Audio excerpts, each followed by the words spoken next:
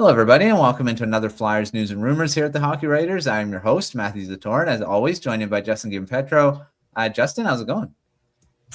It's going well. Um, you know, the last time we were doing this, I believe the Flyers were on a 6-game losing streak, and things weren't looking very good. And I believe I made the claim that they might struggle over their next stretch. Naturally they didn't. They miraculously beat Colorado. They beat Vegas. They should have beaten Utah, but an empty net gaff. You really want that one back. To me, that was worse than like Patrick Stefan, like all the way back, because they lost that game. All you had to do was score. They didn't. Oh well. Yeah. It's only 1 point, but you want that one back. They did just lose to the Islanders, and that's a big game because it's basically like losing to Vegas and Colorado in regulation because that's a 4-point swing. Like had they beaten the Islanders, they'd be in the playoffs, but they didn't, and now they gotta bounce back. Yeah. Well, they're tied with the Maple Leafs, 57 points apiece. They got a game in hand. Game in hand on them, but they're still within striking distance of the wild card. But like you said, the Islanders game was a big one. They would have been into the playoffs if they would have won that one in regulation.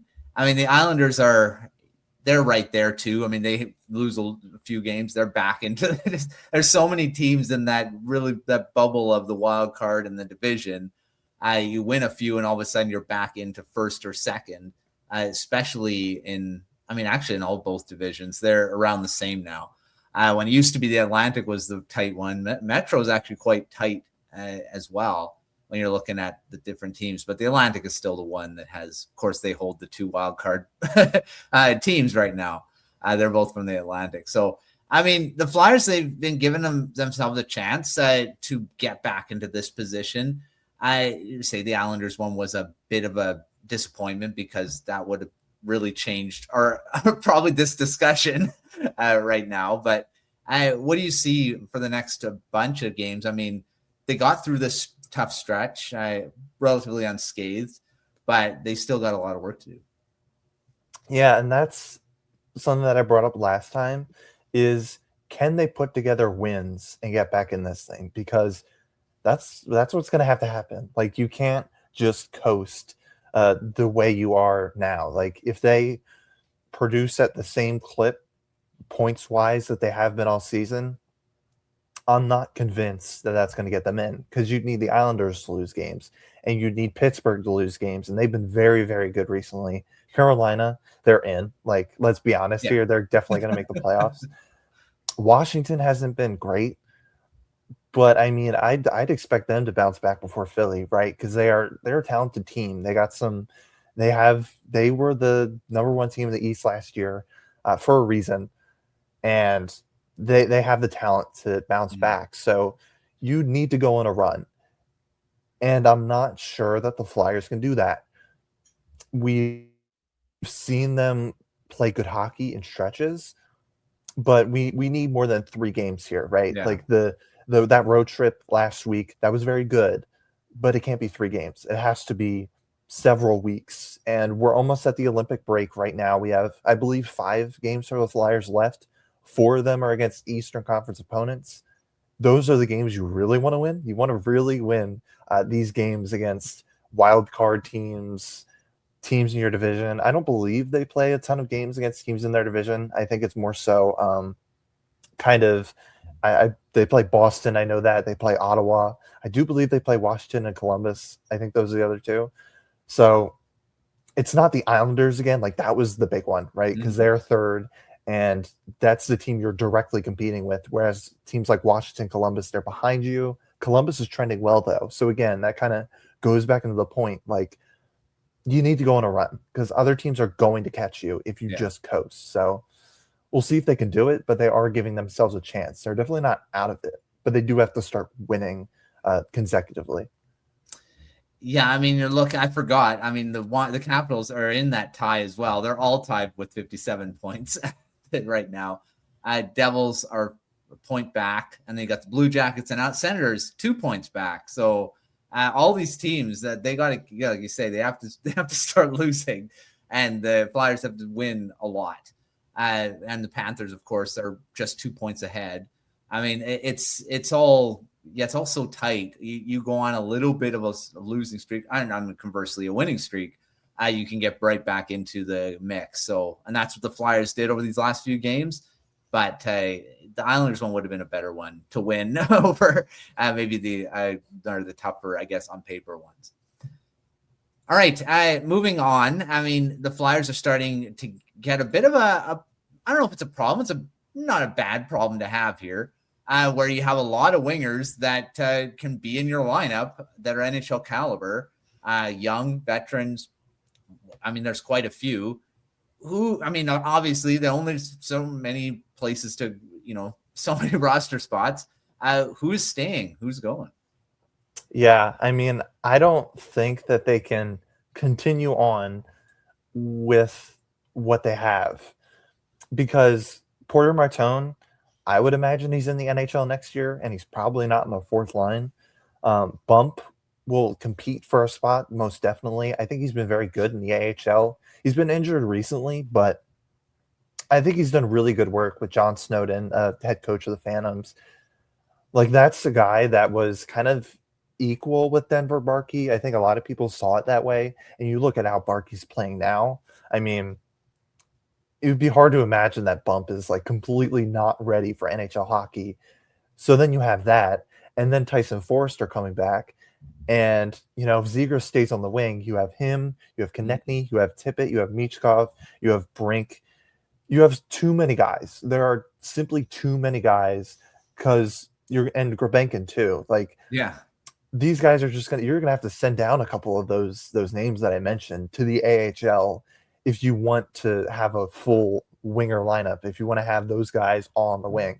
So naturally someone has to go, especially since you still don't have centers, right? I mean, compare this team to the last 2 or 3 years.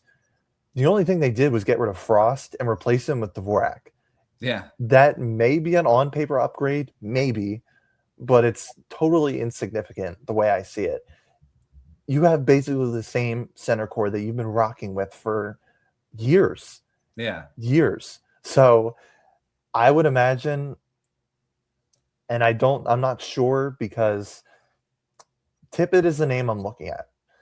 He did sign a big contract, so my thoughts are that maybe they don't want to trade him, because, like, why would you give him that contract? Why would you give him trade protection? But he does kind of seem like the odd one out, because he has a lot of value. Even though he's having a very good season, the way I see it, the points might not exactly be there. There's not like a huge difference between Tippett this year and maybe the last few years. But I do think he's a better player, and I think that team should really covet that. But at the same time, Konechny's staying, right? Michkov and Martone are kind of the future on the wing, and Forrester is a player they like, and a player who was playing good hockey when he was in there. And those are your top 6 wingers already. And you have Zegras too. If you want him on the wing, Tip is just kind of the odd one out, right? I think he's a little too good for a pure third line role. Maybe middle 6 would be good, but pure third line, getting like 14, 13 minutes a night, I think he's too good for that. And he's getting paid too much for that. That would be a guy maybe I look to ship out. Another guy, Bobby Brink. He's on the last year of his deal. He's on a cheap deal. I don't know if they want to trade him, but this would kind of be the year to do that, because he's on he's a very cheap deal. I think he's making $1.5 million. He is a good third liner, and a lot of teams could use that, especially cap strap teams, and they can extend him. I don't know. You just have too many wingers. Someone has to go, point blank, period. And there are, again, Martone, Michkov, they're going nowhere. Konechny, he's locked into that deal. He's going nowhere. He has much stricter trade protection than Tippett does. And then Forrester, I don't imagine they want to get rid of him. So naturally, it just has to be one of those other guys. So, we'll see. They need centers. They could use a top defenseman, maybe a top 4 defenseman. We'll see what they do. On social media, I saw a post making a mock for Jesper Wallstedt because from the Minnesota Wild, their young star goalie. He's been in rumors. That would make sense too. The Flyers could Mhm. use another goalie. That's just rumors. That's just speculation. But that would be a fun trade. Like that's the type of Yeah. trade you're looking for. A hockey trade. You're getting a player for your player. Yeah, that was an interesting one. The Wallstead's been in the rumors now, and that he's finally in the NHL, and he's dominating. Been really good. And then you've got they've got Gustafsson, who's playing really well as well, and he's not really old either. So maybe they're, and if they want taking a big swing, maybe he is a guy that they're going to trade and to get something. But would the Flyers be able to give them the big swing that they want? I don't know if that's going to be. There's probably other teams that are going to give a lot more or offer a lot more for a goaltender like that. So that's an interesting one to kind of keep an eye on for sure. All right, moving to, I mean, you mentioned trades. The Flyers do, I mean, they got so many wingers. They need centers, like you mentioned there. Number one center specifically. And, I mean, arguably probably a number one D as well. I mean, they've got some guys that are playing that role pretty well, but a legit number one, I don't know if Cam York and Jamie Drysdale are considered that. Comparatively to some of the other legit number one defensemen. But these are tough to get. I mean, you're going to have to give up quite a bit. There were the rumors with Elias Pettersson. That's been shut down pretty much. I mean, the Flyers aren't looking at that, saying that Pettersson's not a guy that's going to lead them anywhere. And of course, Tocchet and him, I don't know if they have the best relationship. I didn't think that was a possibility anyway. But that's been shut down. So, but there are some other guys that are out there for 1C. So where do you see this going? Yeah, that's kind of the big thing that a lot of people are concerned about. How are they going to get a 1C? How are they going to get a 1D? Especially since if you're looking at things objectively this season, the Flyers are once again in the dreaded murky middle. They're not good enough to make the playoffs. I mean, well, not good enough to win the Stanley Cup. Maybe they're good enough to make the playoffs, but they're out of it right now. It doesn't look like they're going to make it. You just look at models out there. They're not projected to make it, and they're out, and it would take a big push at this point. Even though it's only 4 points between them and the Islanders, it would take a push. Because, again, other teams, Columbus, they're on a winning streak. These teams go on winning streaks. The Flyers have not this season. So you're just in that dreaded spot where I don't think you're bad enough to get a top pick, and I don't think you're good enough to really do anything if you even make the playoffs. Mm-hmm. And that's important because it's hard to get first-line centers and top-pairing defensemen when you're drafting in that murky middle range. Yeah. For the top pick, sure, you can get these pieces. I don't even know if there's a number one center in this draft. I mean, maybe that could happen. There's definitely upside for guys, but this is a weaker center class. So it's tough. And I don't imagine next year they'll have the number one pick. I'll just say that. I think they could be maybe around this spot or maybe even a little better, hopefully a little better. So it's concerning. However, I do think that they can kind of solve this issue a bit. The center aspect, I'm not sure they can get a true 1C. Again, there are not that many guys in the NHL who are 1Cs. I said this entire draft class, there might not be a 1C. I mean, eventually I think there will be. Mm-hmm. But you're just looking at the top guys and you're like, can this guy be a true like franchise caliber centerman?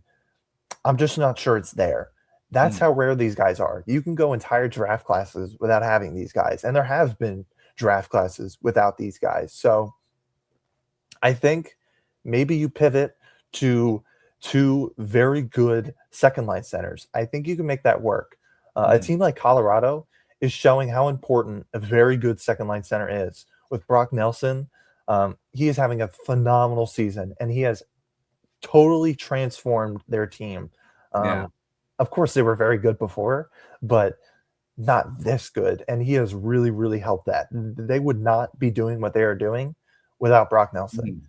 That is, I think, the type of player you're trying to A, draft for, and B, trade for. to kind of solve this thing. Because again, I like Michkov. I like Martone. I think they have superstar upside. You build around them. You don't necessarily need, in my eyes, a true franchise center like for example, Jack Eichel. Mhm. Those are hard to trade for and borderline impossible to draft if you don't have a top draft pick. So you pivot. And I think, if you shoot for those Brock Nelson type guys, of course, younger than that, he is, I believe, 34. That doesn't align with what they're building now, but you get the idea, right? They need talent. And it's going to be hard to get that if they're not drafting high. It's similar for defensemen, maybe. Again, just take swings. Just take swings on upside. Make smart trades. You look at a team like Washington. They got Jacob Chikrin for basically nothing. I mean, Yeah. Nick Jensen's a pretty good defenseman, and they gave up a third-round pick in that deal to get Chikrin. But, that's a number one defenseman. That is a 1D, and they got him for really, really cheap. The only way that's going to happen for the Flyers is if you're bold. You have to constantly be bold, and you can't be afraid to lose a trade. Because guess what? If you make those trades very often, you're going to lose some. Or just in general, if you make trades, someone's got to lose it. Yeah. If you make enough of them, I think you can land these types of players. And if you make enough smart draft picks, you're going to get somebody, but you have to be willing to take those risks. So that's kind of how I see it. Be aggressive because it does pay off, I think. Yeah, I mean, for sure. I mean, you may get lucky with certain guys too. Like the Lightning seem to get lucky a lot.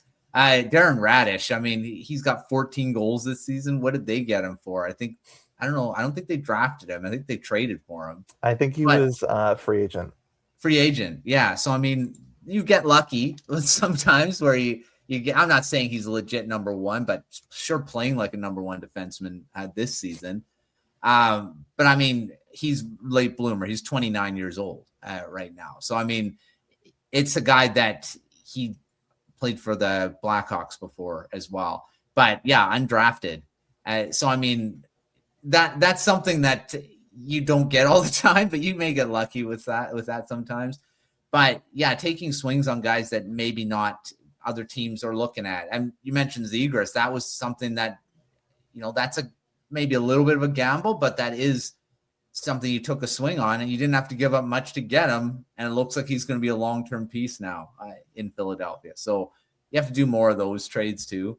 And you're not always going to, like I said, not always going to win them, but you got to try for sure. All right. Well, we'll see what the Flyers do. I don't know.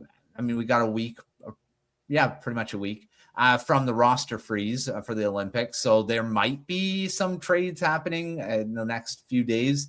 There's all this speculation that's going to happen, but we haven't had anything since, what was it? The last trade was the Kiefer Sherwood trade would have been the last one. And I mean, we'll see if any others happen before the freeze. And then of course, right when the Olympics end, we've got just about a week or two before the actual trade deadline. So lots of stuff that could be happening very soon. So we'll see if the Flyers are involved in those events there. So, but make sure to check out everything at thehockeywriters.com. We got great articles throughout the site. Sure, checking out our Substack newsletter if you haven't subscribed to that. And then everything else we've got going on. But until our next video, we will see you next time.